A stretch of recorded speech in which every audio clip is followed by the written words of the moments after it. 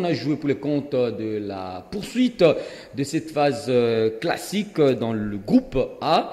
Nous rappelons ici qu'en République démocratique du Congo, plus précisément à Kamalondo, Lupopo tient tête à Mazembe au terme d'un derby fade dans un stade Mazembe vide. Corbeau et Cheminot se sont séparés sur un score fade de 0 but partout. Les deux formations n'ont pas réussi à se départager dans un derby avec peu d'occasions franches. Avec ces résultats, les deux clubs conservent respectivement leur première et deuxième place au classement dans le groupe A. Nous rappelons ici que l'équipe de Mazembe compte aujourd'hui 35 points et 4 unités de moins pour l'équipe de Luc et Maël. Déjà d'emblée, un derby ou un résultat décevant? Très décevant.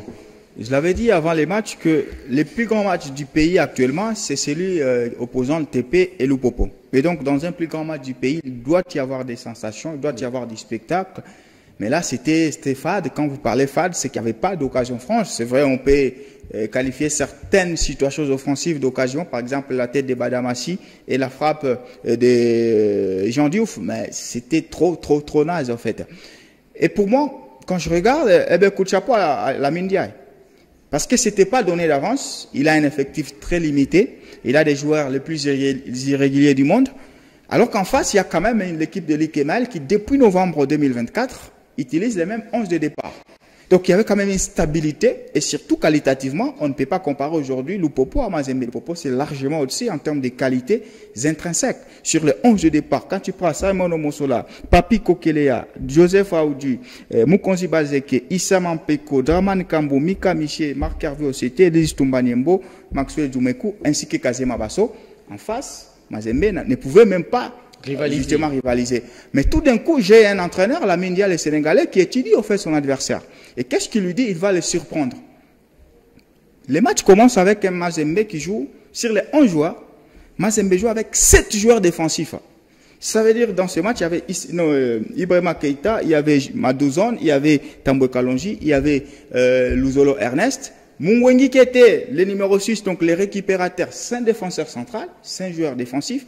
Et même celui qui joue justement comme ailier gauche, Djebeni Ndongala, 5 latéral droit, mais qui a été utilisé quand même ailier gauche. Donc ça montre que les matchs commencent avec 7 joueurs défensifs. Un match comme celui-là, tu es Lupopo, mais tu le tues. Tu tues par des occasions, tu tues par les monopoles du ballon au milieu de terrain, mais on n'a rien vu. La preuve, c'est qu'en première période, des occasions franches du TP Engelbert Mazembe. Donc j'ai comme l'impression que Lamine Ndiaye a tellement maîtrisé son adversaire, il a tellement étudié, et il a mis en place justement au milieu de terrain un défenseur central qui est Mungwengi. Qu'est-ce qu'il va faire? Justement, c'est jeter pour brouiller les pistes de passes qui viendraient justement dans l'axe, dans l'entrée-jeu, qui viendraient possiblement entre Mika Michel et Marc Hervé Ocete. Et la grande victime de cette tactique mise en place par Lamine Ndiaye, la première victime, c'est Elis Toumba. Ce que Elis Toumba, c'est qui fait sa force, c'est que par moment il décroche, il quitte justement son côté qui est collé sur la ligne, il va entrer dans l'entrejeu pour essayer de créer ce surnombre-là. À ce moment-là, quand il entre, Lupopo dispose de 4 milieux de terrain, il n'a rien fait. Au bout de 45 minutes, l'Ikemel était obligé justement de les sortir. Mais la réaction, comme on a toujours dit, que les secondes périodes ou les secondes mi-temps appartiennent aux entraîneurs. Et je crois que l'Ikemel va essayer un peu de comprendre qu'en face, il y a eu tactiquement quelque chose de bien proposé. Il va faire sortir Listumba, il va faire monter Kiala, qui techniquement va faire en sorte qu'en ce moment-là, Luzolo ne pouvait plus monter puisqu'il devait les surveiller. Et ça fait maintenant, ça a créé ce qu'on appelle les surnombres offensifs justement du côté du camp de Mazembe. Mais c'était trop tard parce que en ce moment-là, il y avait quand même Tambwe Kalonji, il faut le rappeler, ainsi que Madouzone, qui avait fait un bon marquage sur le Camerounais Maxwell Djoumekou. Il ne pouvait plus s'exprimer et les centres ne trouvaient personne. Il y a un centre justement de Kiala qui ne trouve personne. Il y a même les centres de Mavungu et les autres.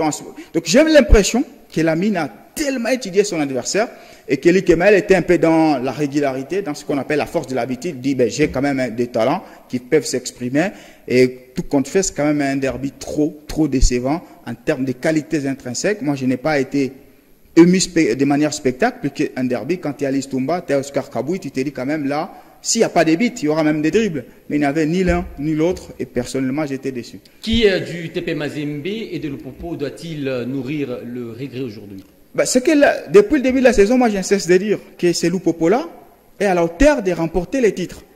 Alors que c'est Mazembe là, il est plus petit. On le sait tous, Mazembe n'a pas recruté, on sait tous, Mazembe a des joueurs qui n'ont pas le niveau. Mazembe est en train de bricoler. Et donc, s'il y a quelqu'un qui doit nourrir les regrets des séniles, c'est Lupopo, puisque Lupopo, c'est sa meilleure version. Alors, moi, le résumé là, les derbys s'est joué à 11 contre 11, mais c'est Lupopo qui a perdu dans la mesure où Lupopo a pas tout. Lupopo a Mika, Lupopo a OCT, Lupopo a le plus grand gardien qui est Osamen Omosola, mais Lupopo est incapable de battre un Mazembe qui te joue avec 7 joueurs défensifs. Mais moi, je m'en sors dans ces matchs-là. On enchaîne avec cette Ligue nationale de football en République démocratique du Congo, mais nous allons parler de ce match qui s'est déroulé du côté de la capitale congolaise Kinshasa dans le groupe B entre les Anges Verts et l'AS Vita Club de Kinshasa. Victoire surprenante des Anges Verts devant le Banambongo en but contre 0. Une équipe moscovite qui inquiète jusque-là. Bon, personne, parce que c'est, je crois, les mêmes plats au match aller. Hein. Donc, la match aller, il commence par un nil face à Bukavuda, début partout. Ils font un autre match nil après, et puis ils remontent, ils finissent deuxième. Et là, ça commence. Mais moi, ce qui m'inquiète, c'est que Youssouf Dabo, moi, je l'ai décrit comme un entraîneur un peu inventif, quelqu'un qui réfléchit, un peu fou, hein, qui va vous tenter des choses. Sauf que là, il était en face d'une équipe académique. Ange Vert, c'est une équipe, ce sont des académiciens. Ils sont des fondamentaux. Défense, milieu, attaque. Ils ne peuvent jamais aller au-delà de ces cadres-là. Mais ils ont été mis en difficulté, puisqu'au-delà du but qui entre en la 19e minute, eh ben, j'ai eu l'impression, c'est comme si Ange Vert avait également des percussions dans les côtés et que l'équipe de Vita Club, à part les poteaux de Apataki, ne pouvait pas. Il va dire donc, si on est Vita Club, on rêve pour un titre et on est incapable de maîtriser des petits académiciens comme ceux d'Ange Vert, eh ben, ça interroge. Mais il y a quand même des justificatifs puisque l'équipe a été bousculée avec le départ des Kangalombo et depuis, je crois, décembre, ils n'ont joué les moindres matchs à part les matchs amicaux. Et là, il y a quand même un recrutement aux entraînements, ça change la méthodologie de travail. Et donc, ça va finir par marcher, mais je crois que ça inquiète dans la mesure où, eh ben, face à quand même un académicien, on sait, apporte le physique, apporte de l'intensité au milieu de terrain, ils vont finir par craquer. Mais le fait que Vita n'ait pas été capable de faire craquer les jeunes académiciens, moi ça m'inquiète, mais je me dis c'est le premier match depuis décembre, et donc il y a quand même aussi ce côté physique où les joueurs doivent rester en banc, mais je vais voir comment Youssouf Dabo va proposer. Tout compte fait, c'est un jeune entraîneur qui arrive dans un Congo du football, qui arrive, il trouve Luc Emaël, il trouve la Minde avec déjà une identité, et lui il arrive dans la plus grande institution foot du pays, eh bien il a 49 ans, qu'est-ce qu'il faut? Il faut commencer à inventer des choses, donc Vita sera victime des folies tactiques de notre ami Dabo, mais ça peut souvent sauver, du coup, parce que la Lina Foot, ça n'a pas grand-chose. Si tu ne perds pas face à Maniema, facilement tu peux te qualifier. Dans 30 secondes seulement, Jean-Claude Sefou Sadiki, vous êtes déçu de la prestation de Don Bosco, surtout l'entraîneur Pamphile Miayo, aujourd'hui, selon vous, outre Jean-Florent Ibengue, Pamphile, au niveau local, reste meilleur. Pour moi, c'est le plus grand entraîneur congolais en exercice, Pamphile. Mais ce qu'il pond du côté de Don Bosco est indigne de lui-même. Aujourd'hui, il est en train de disparaître. On l'a dit, il part à Don Bosco, c'est peut-être pour forger une identité et de remonter vite au thé. Parce que lui, il ne doit pas entraîner Don Bosco. Il ne doit pas entraîner Tinkonkolu, c'est Mazembe, c'est Vita Club, c'est peut-être les équipes en dehors du pays. Mais sauf que là, il ne propose rien.